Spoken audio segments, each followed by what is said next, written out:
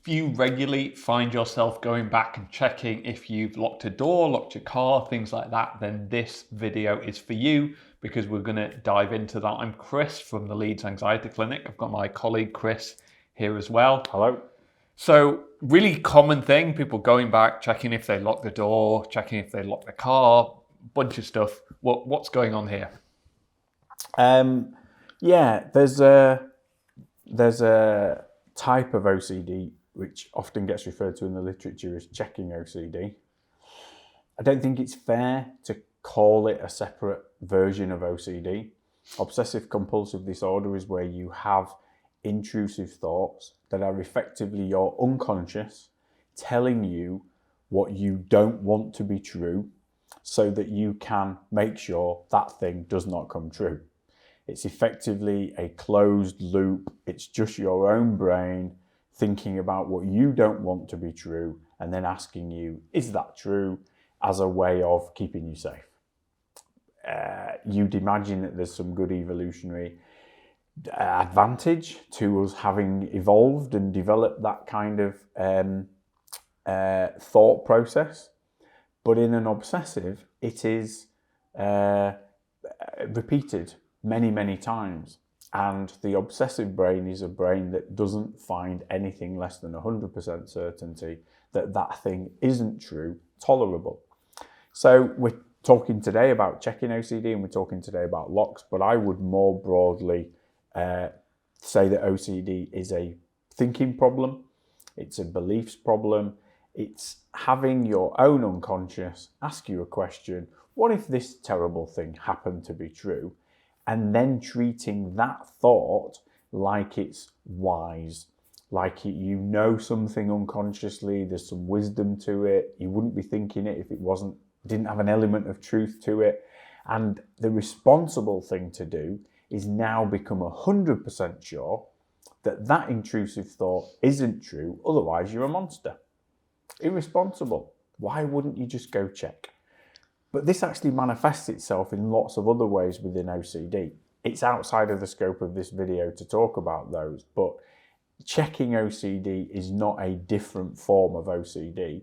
It just so happens that the compulsion that you engage in to become sure your intrusive thought isn't true is physically checking something. So we could just as easily be talking about gas and electricity and windows, doors, alarms set, CCTV cameras to make sure somebody's not in the house, or there's lots and lots of manifestations of OCD where the compulsion is to physically go and make sure something's not true, and a door and a lock is just one manifestation of that.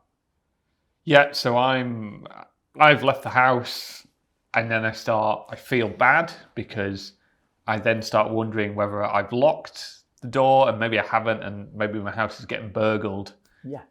And so I go back and check it. But one of the problems is a lot of the time we go back and check and the door is locked and then we leave, but then the feeling comes back. So what's happening there? If we've already checked, if we've already made ourselves certain, then how can we keep getting that feeling? Yeah, because you have a type of brain that I'm sure does everything else perfectly well. I know lots of very bright, very successful people who are very happy, well-adjusted and, have good lives, who happen to have what we would refer to as an obsessive brain, where it basically keeps asking the question, what if?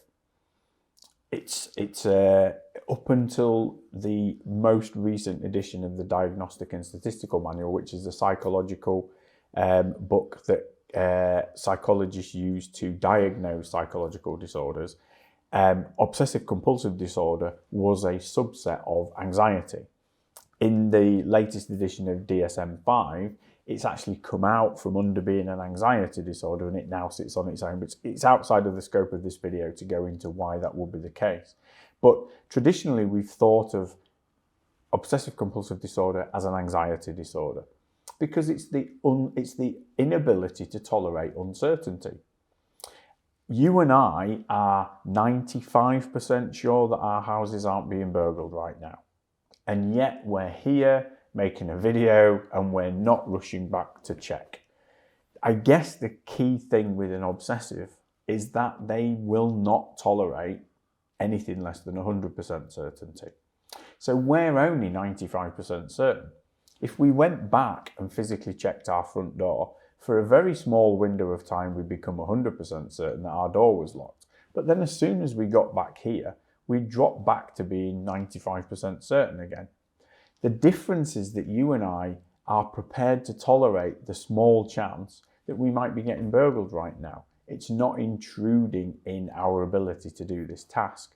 Whereas an obsessive finds anything less than 100% certain really distressing.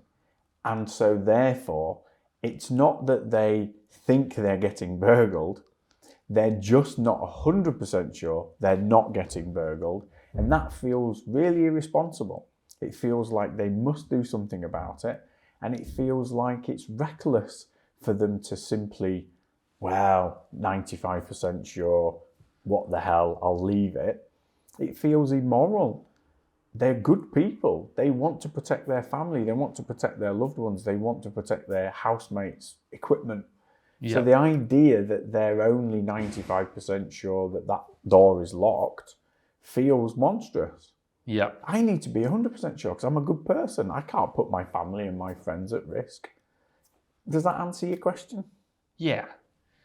So I guess there's some kind of scale here, because I guess people might be thinking, well, hang on a minute, I go back and check my front door, and now you're saying I'm an obsessive, I've got a mental health, I'm mentally ill. Where's the kind of line there? Where do people need to maybe seek help, or where do they just think, well, yeah, I go back and check occasionally, but it's not a big... Yeah, it's an interesting question. So if you go online and you carry out an OCDI, which is an obsessive-compulsive disorder inventory, you can do them online, you can find them, maybe you can include a link, I don't know. But if you go online and you complete one of those questionnaires, it will very quickly become apparent that the questions ask you, how much have you been distressed by this in the last 2 weeks? Yeah. So if a good example, I have a Yale lock on my front door, which means if I lock the door without knowing that my keys are in my pocket, I can't get back in my house. And it locks without me needing the key. Yeah. So before I close my Yale lock, I have a habit of tapping my left pocket just to make sure my keys are in there before I shut the door. Am I obsessive? Well, no, because if you ask me, how much does that distress me? Not at all. I don't mind. It takes me 1 second twice a day when I leave the house. It doesn't distress me. I don't need to fix it. I don't think it's a problem. And I'm not late. Yeah. Now, if I was tapping and then couldn't bring myself to close the door because by the time I've tapped and then go to shut it, a feeling of distress comes back. I'm not 100% sure that I've got my keys. What if I don't? And I end up getting stuck and I end up getting late. Yeah. Then I'm suffering some distress. So it's all about the degree to which you're impaired by checking. That means you may or may not need to seek help and class yourself as having a disorder. You could argue that a multimillionaire who's independently wealthy stands outside the door going, I don't care that I check 50 times before I leave the house. I don't care that I'm an hour late. My bank manager can wait. My friends can wait. And they turn up everywhere an hour late and they don't care. They don't have OCD. Because the disorder requires you to be distressed and suffering impairment. Now, their friends might be distressed and suffering impairment, but we don't care about them. Yeah, so it's a case of how much it's impacting your life. If you think, well, I just go back and check occasionally, and you're comfortable with that, then then you're fine. But if it's really impacting your quality of life and preventing you from doing things, that's the point where, regardless of what any labels we might want to put on it, that's the point where you might want to seek some help and maybe make some changes. Yeah, absolutely. And as we discussed, one possible way, if you want to take that further, is to do something like the OCDI questionnaire, which is a scientifically validated questionnaire. It's not like just going on to BuzzFeed and doing, do I have OCD? Yeah, it is, because it asks a lot of questions about common manifestations of OCD rather than it being a specific interview with a psychologist where they'll dig deeper into trying to understand your thought processes. It tends to be a little unreliable. It's about 80% correlation with a much better quality diagnosis. So it'll give you a 4 in 5 chance that you are on the right path if you score, I would probably say, more than 40 or 50 on the OCDI. Yeah, so it's maybe a good indicator, but ultimately it comes down to how does the person feel and whether they want to seek help, and if so, then speaking to the doctor or a therapist. And without being flippant, and I apologise because this is a very serious issue, I know, but without being flippant, if you find the idea that it's only 80% certain that you have OCD from doing that inventory intolerable, that might be some good evidence that you're obsessive. Yeah. If you can't accept 80% certainty and you need 100% certainty, there you go. If that's very distressing for you, then maybe your GP or a therapist is somebody that you do need to speak to. Yeah. So if someone's sitting there, they're thinking, I go back and check every day, and actually it really is impacting my quality of life, and I want to make a change. What should they do? Can they deal with it on themselves? Is there some self-help stuff they can do? Do they need to go to a therapist? What are their options? Yeah, I mean, it depends on your situation. If you have the funds and time available, or if you don't mind waiting on a waiting list, NHS are excellent at this. Obviously, private practice, you can be seen quicker. If you don't mind waiting on a waiting list and it's not horribly impacting your life right now, then the NHS deliver the gold standard of OCD intervention, which is called exposure response prevention, ERP, which is basically about helping to reframe the reason why you are engaging in this checking behaviour. You think it's because you are a moral monster if you don't become certain that your house is protected, because it feels like you're not looking after your family or your friends, or you're threatened, and it seems like the sensible, smart thing to become 100% sure. They'll help you to see that. Everybody else isn't 100% sure. You're not a moral monster for not being certain that you locked the door. I literally don't know whether I locked the door on the way out this morning. I'm pretty sure I did, 90%, just to give you my gut feeling right now. But I've no evidence to suggest that I didn't, because I don't ever remember coming home and it being unlocked. But I can't honestly tell you that I can remember this morning. So a good therapist can help you recognise that it's normal to not be 100% sure. You're not a monster for not being 100% sure. You're not reckless. And therefore practice tolerating the discomfort that you feel from not being 100% sure, and labelling that as, this is my OCD, why I feel uncomfortable, not because I've left the door unlocked and I'm a moral monster. So exposure response prevention is all about challenging the belief that you have about why you're even having that intrusive thought, and then practicing tolerating the discomfort of not going back and doing the compulsion to become 100% sure.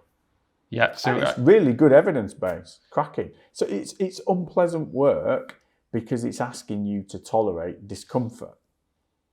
Unfortunately, there isn't. I wish, but unfortunately, there isn't a therapy out there that's so clever that it helps you feel like you don't want to check because your therapist is so convincing.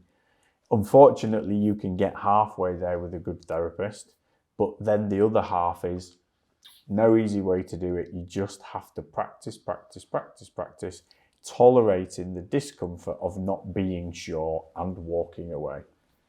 Yeah, so I guess what we're saying there is that professional help, really useful, because this is a really hard thing to tackle on your own. And also, I guess, a little bit of a warning that when you do start tackling it, it is hard. We don't want to pretend that it's magically going to go away. There is going to be some discomfort there. But I guess we would say that discomfort is well worth it for reclaiming your life. Absolutely. And it's evidence that you're doing it right. If you go see a therapist or you buy a book and it says the easy way to overcome OCD and it's fun and you're not suffering from any discomfort and you're enjoying it, you're not doing it right. Well, you'll know you're not doing it right because you're still checking the doors locked 50 times a day. Yeah. But unfortunately, it's difficult. And so don't be hard on yourself. If it's uncomfortable, that means that you are learning to tolerate the discomfort, which is the building block of resilience, which is the building block of overcoming OCD. So well done.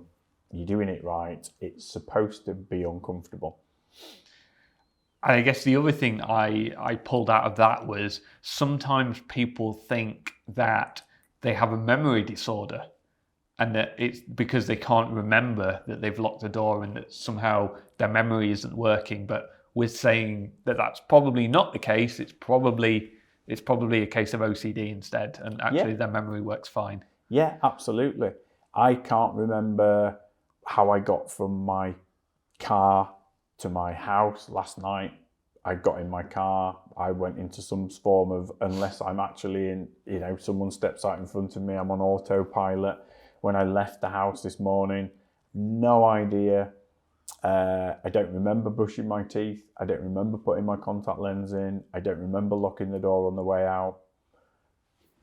So much stuff I do on autopilot, but just because I can't remember doing those things, it does not mean that I didn't do them.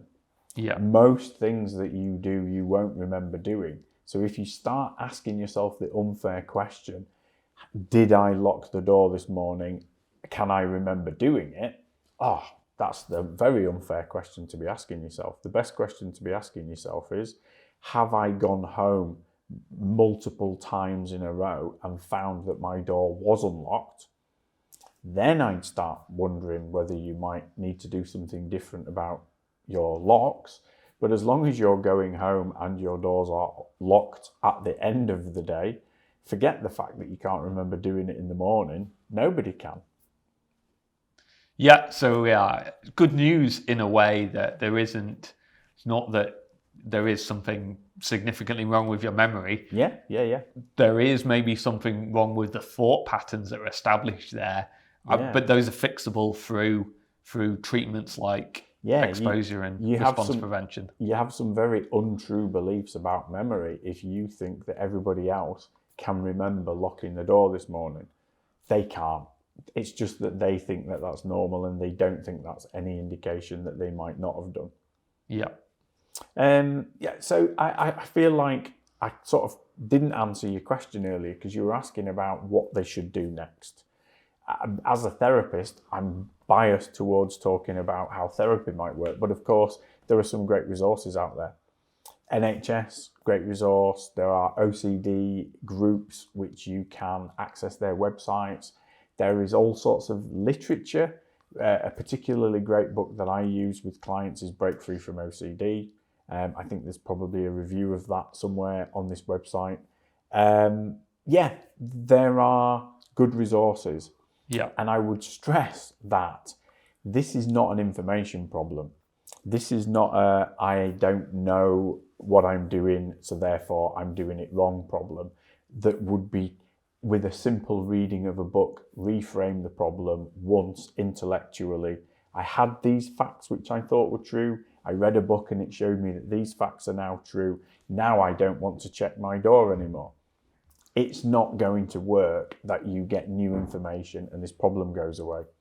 The new information is going to help you see that your old beliefs are untrue, but you're going to need a lot of evidence and practice that your new beliefs are true by doing repetitively, not engaging with these intrusive thoughts. So it's gonna be a doing program, not a reading for information program. If you think you're going to be able to read a book and by the end of it you're not going to want to check your doors anymore, it's not going to happen. But if you think you can read a book which is going to show you how to practice not engaging with your intrusive thoughts hundreds and hundreds of times, and that's how you'll overcome it, then I think your expectations are pretty well set. Yeah, so ultimately it's about challenging those beliefs. You can do that with a self-help book. You can do that with a therapist. Yeah. A bunch of different. You could do that with a group. A bunch of different ways that people could tackle that. Yeah, absolutely. Great. So obviously in this video we focused on checking doors. Yeah. But there's a lot of other types of checking that people with OCD tend to engage in. We talked about a few of those. But what are the most common? What people are sitting at home thinking, well, I don't check my door, but maybe I check my plugs, or what else might people run into that would fall under checking OCD? Yeah, without being too obscure, I mean, we work with a bright bunch of clients at the Leeds Anxiety Clinic. They're all bright people. They've got imaginations and they're all individuals. So you can have as many fears as your imagination can tolerate. So you can find yourself checking some very unusual things. But I suppose the core key ones would be around checking locks, around checking gas, around checking to see if there's damage to the car, if you might have had an accident, things like that. But I've known people who've checked things as obscure as social media to make sure that they didn't post something offensive. I've had people who've been checking emails. They've sent an email to the boss outlining a project at work, and then they've needed to go back and check that 15 times to make sure there weren't any spelling errors in it. It depends on what you feel would violate your values. And if you're having intrusive thoughts, have I done this thing that would violate my values? There could be all kinds of manifestations of checking. Because remember, checking is just about becoming certain that the intrusive thought you have isn't true. And anything that helps you become certain an intrusive thought isn't true is checking. Yeah. So, that can be, well, like I say, I don't want to break confidentiality and go into any specifics, but that can be checking emails, it can be checking social media, it can be checking gas, it can be checking, social media posts from other people and whatever. Yeah, so a real wide range of issues there. Yeah. So summarising what we've talked about in terms of going back and checking things like locks, what we're saying is that it isn't any kind of memory disorder. It's an inability to tolerate the idea that that you have left the door unlocked and that your fears about burglary are coming true. Yeah. And most of us just can tolerate that. And therefore, what someone struggling with that needs to change is they need to challenge that belief that they can't tolerate these feelings. Yeah, absolutely. Chances are you're a good person. You're high in trait conscientiousness, which means you put the needs of the tribe ahead of your own selfish needs. You care, you like I say, put other people first. You also an anxious person. You overestimate the chance that something is threatening if you're presented with an uncertain situation. And so you are basically a walking good guy who has the thought, what if this bad thing has happened, i.e. I've forgotten to lock the door and harmful things might become the people that I care about and love. And you're just doing what you'd expect a good person to do, which is you're becoming 100% sure that that thought isn't actually true. The problem with it is it hasn't come from any evidence or any history. It's come from an overactive fear-biased brain that just constantly asks the question, well, what if that terrible thing were true? What if that terrible thing were true? Well, if it's going to keep asking that question 100 times a day, you're not going to be able to go and become 100% certain every time your fear-biased brain asks that question. Otherwise, you're not going to be able to live a life.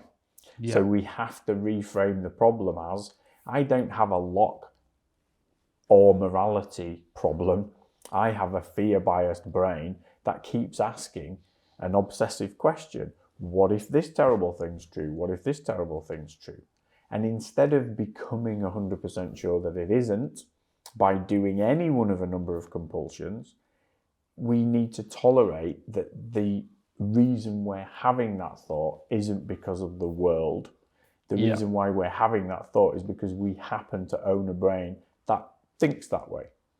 So I've used the example, sorry, I know I'm sort of introducing new things as you're trying to summarize, but I've used the example of a building with a fire alarm. You know, we assume that when we have a thought, gosh, did I remember my mum's birthday? Or gosh, did I leave the oven on? We assume that that's a good switched on part of our brain that's done some remembering, recognized that we might have left a gap somewhere, and it's actually telling us we might not have remembered mum's birthday or we might not have left the oven on. But that's not what's going on. To use the fire alarm metaphor, we assume that when a fire alarm goes off, it's because a heat detector somewhere in the building has actually detected smoke and has now sent an electrical signal that causes an alarm to ring.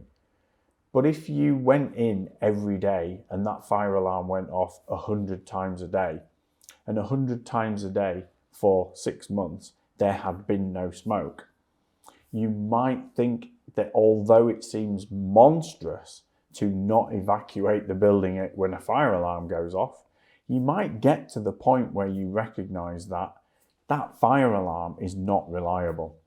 It is you're actually doing more harm to those, let's say it's in a school, you're doing more harm to those kids' lives by not educating them because you keep dragging them out of class 100 times a day. Yeah. You could almost make the argument, and I'm going to get on the wrong side of some people here now, I know this is very controversial.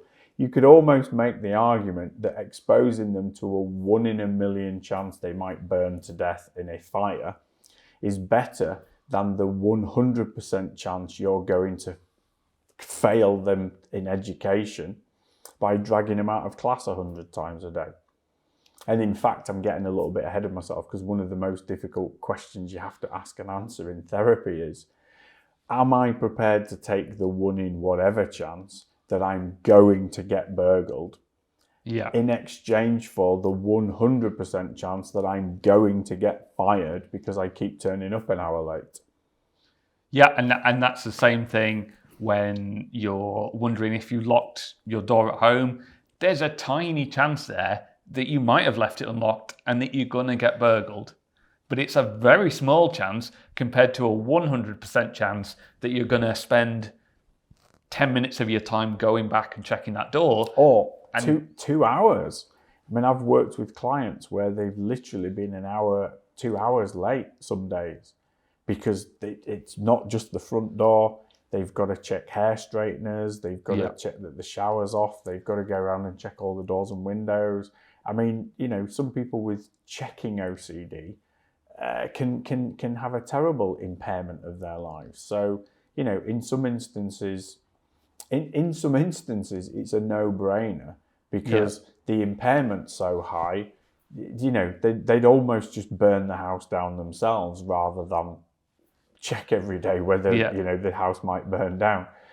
But with the less severe, milder versions, maybe it's a more difficult decision to make. If you're literally only leaving the house 15 minutes later and you can actually get up 15 minutes earlier, maybe that's actually tolerable, and maybe you won't make the decision to do the exposure response prevention.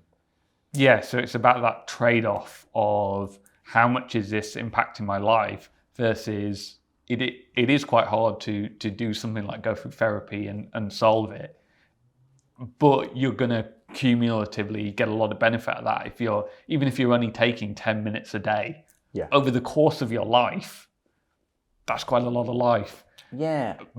But it depends on how much, as we've discussed, it is going to be uncomfortable to go through that therapeutic process. And that might be why the OCD inventory asks you how distressed you are before you get a diagnosis.